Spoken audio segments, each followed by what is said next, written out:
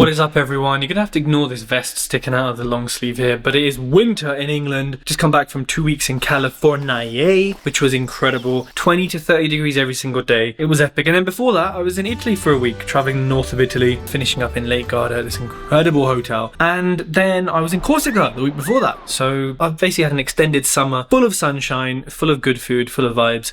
And now we're back in England, and this is the swag that we're going with. So today I'm going to talk to you about a business that I'm considering. Let's head to my office and let's talk a little bit more about this. So I am buying businesses. As you might know, I'm acquiring businesses. I've got a couple in the pipeline, one really interesting food business and one other kind of agency type business. Now, I am looking at another agency right now, and it's like a design, marketing, digital kind of agency, usual spiel. Really cool website, makes sense given it's their bag, it's what they do. Really cool brand, worked with some really cool brands. And I was just sitting here, putting an email together, kind of giving them a rough valuation of their business, and also just some caveats and some things to explore, like the structure of the business. Could be an earnout. Why is the value like this? Now, because it's a fairly new business, it's quite tricky to really put a solid valuation on it from my perspective, because if you've got a year or less of accounts, we're kind of in a position where we haven't got much history to go off, right? We haven't really got 3 years of, okay, you've been stable, you've been growing. So that's one of the first issues for me when looking at a business, is this stability piece. And this one doesn't have it. And it's not any fault of their own. I happen to reach out to them, they're interested now, but it's quite early. So when you're looking at accounts, when you're looking at things, you have to just be a bit more careful. And the valuation from my end does drop because there's just not that stability. If I'm buying a business, I want to know that after buying it, it's going to continue like it has for years. Not, wow, you had an amazing first year, but then like it needs to be good and consistent. It needs to be boring, actually. It's me like, I don't like that. I don't want some crazy shit. And also this one, the monthly turnover there are some drastically different monthly turnovers. Now that happens, businesses have seasonality, they win contracts, they don't. There's lots of reasons for this, and that's not an issue in itself, but when a year or so is the only stability that you have, it makes it trickier. But again, they could have been consistent for the whole year. And yeah, that would be great, but then it goes back to the bigger picture of it's still only a year. And by the way, this could mean that it's just too early. If they're not ready to accept a lower valuation, and you could argue why would they, unless they had to get out of the business, then it is what it is. And I'd say that to them. I'd say, look, here's the value, but in 2 or 3 years, this is going to be different if you carry on like this. So don't know if it's in your interest to sell, but for some people say, look, we can't, we got other projects, we're leaving the country, we've got funding for it, whatever. There's so many reasons why. So that's one thing I'm looking at, is the time. The second thing is skills, like creative skills. Like with sales, you can train sales and you can make someone do 100 cold calls and understand selling. And I think there's a lot more training that can be done. When it comes to like design, branding, creativity, you can teach it, but I just think some people are better at it. And hey, that goes with sales as well. But I think sales is more teachable, for example, versus designing a packet of what is this, like a blood test. There's certain things that go into that are different and maybe can't be taught as well. The second or third risk here is you leave as the owner, and you're taking a chunk with you, a big chunk that in a recruitment business and something else, I might say, it's not as important. We'll sort it out. We'll get a replacement, whatever. I look at it and say,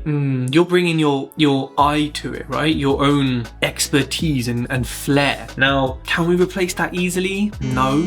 You're responsible for the success so far, as well as everyone else in the team, because you're the one checking it, verifying it, making sure that it fits what you're doing, and that's also why you've done so well. So that's kind of concerning for me, is that, and again, this is a concern in all businesses, by the way, but some owners are a lot more replaceable, and some industries have positions that are a lot more replaceable. I'm not saying I can't find another good designer and they can't replace them, but it's definitely something I'm thinking about, and that again affects the valuation. Another risk, I think this might be the last risk I'm thinking about, is their staff structure. Because without going into too much detail, it's a great staff structure for running a business, and it's great for maximizing profit and being streamlined. But when you're buying a business, actually, you kind of want it a bit more boring, and you kind of want a bit more of a traditional staff structure sometimes, just because it gives you more security of staff. When there's the way that it's kind of been done here, it's a lot easier for people to leave and disappear, and there's a lot less stopping people, and there's a lot less obstacles in the way of issues. And when you're buying a business, you're buying a business and you want it to run and to not have these issues and have to deal with them. Now, you will, of course, but I don't need to pay for that, you know? Like, the risk is always there, but I want it to be as de-risked as possible. And this staff structure doesn't fill me with confidence when you're buying a business and handing over money for it. So that, again, is going to reduce the valuation. So I've put an email together explaining this to the seller. They'll probably come back and say, look, Tej, no worries, you know, price doesn't work for us, not interested. I say, cool. Yeah, it's taken me, I don't know, maybe an hour and a half, including the first call we had to like review the accounts, go over it, write the email. And it is what it is, you know, you're one no closer to a yes. I mean, they might turn around and say, hey, yeah, it's cool. But I've had to reduce the price from what I initially said by about 20-30%, like not to them, but in my email before I've sent it. Because as I think through it, I'm sitting here thinking about it, which is why I turn the camera on, you know, the risks that are there are not ones that I'm prepared to take, you know, in this shape or form without there being a very good price. Now, that's all the risks covered. Because it's only been a year, you know, it's very hard for me to say, here's the money, we'll do 30% up front, the rest deferred. But it's this, I said very clearly, this has to be an earnout. Any offer, anything we further progress under is an earnout. I need you to earn yourselves out of this business because you've only had a year, maybe a bit before to set up. There's not enough time for me to see that stability and to see that this can continue. So I need you both to stay in some capacity, in some shape or form, or set targets, high targets, an existing target, and then anything below that. If you earn less than that, you get paid less than that. If you earn the target, you get paid what was agreed. If you go past it, you get paid more. Now, this is a really good way to structure deals for owners who have the energy and inclination to do better, or those where there's new businesses and you haven't got the history for it, or as every single seller says, although I keep hearing it less now, which is good, maybe they're watching these videos, is, oh, it's going to be our best year yet. We've had 20 shit years, but Tej, this year, oh, it's all going to change. So I want a valuation based on this year. I'm like, what the fuck are you on about?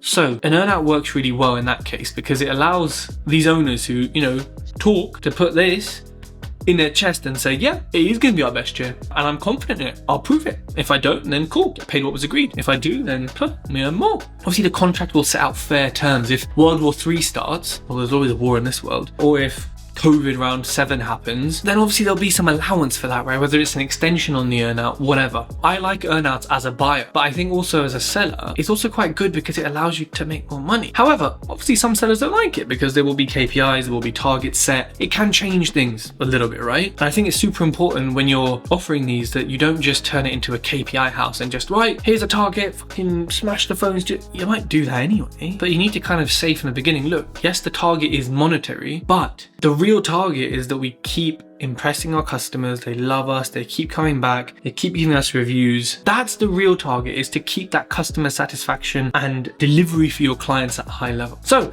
those are just my thoughts, some raw thoughts as I'm talking through it on this business that I'm looking at, and my sort of initial offer. It's not necessarily an offer, but an initial indication of where the offer would be. You know, when I'm buying businesses and looking at them, I try to get to the valuation as soon as possible because, let's be honest, the main thing any seller cares about is what you're paying for it. Yeah, I want my staff looked after. Yeah, I want this. Okay, that's fine. The main thing is the money, like, let's just be real. So let me get them to that figure ASAP. Let me review those accounts, give them a figure, and if we're aligned, cool, let's carry on talking. Let's learn more about your company. Let's hear about the other bits and bobs that you want. So yeah, if you're interested in learning about M&A, how to buy businesses, click the link in below. It's not me who teaches you, it's my boy Daniel, GQ model. He's taught me everything I know, helped me buy my first cleaning business. Net profit, 45 to 50 grand a year. Fairly sort of straightforward business, doesn't take up too much time. I also got it for a very, very good deal of that 1x multiplier. And the business is paying for the rest of the business. So yeah, if you want to learn that, want to learn how to buy businesses, speak to him.